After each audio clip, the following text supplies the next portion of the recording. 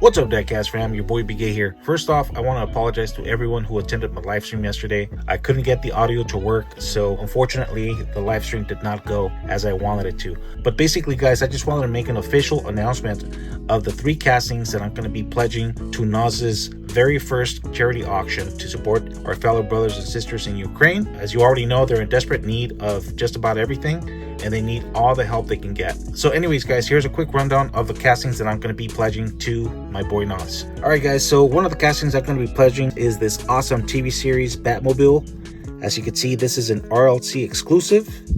Check this out, man. This thing is a beauty. It comes in a very nice Spectra Flame blue. It's got the red line wheels on it, 5-spoke chrome wheels. It's got a black interior. It's got the Batman tampos on the doors and on the hood. Very, very cool. I'm also going to be pledging this awesome 2006 BMW M3. And check this out, guys. This car comes in a very nice Spectra Flame blue. It's got a gray interior. It's got some very cool tail light and headlight details. It's got an opening hood, and it's got some engine details as well. Very cool. And the last casting I'm going to be pledging is this awesome Autoworld 1963 Chevy 2 Nova 400 wagon.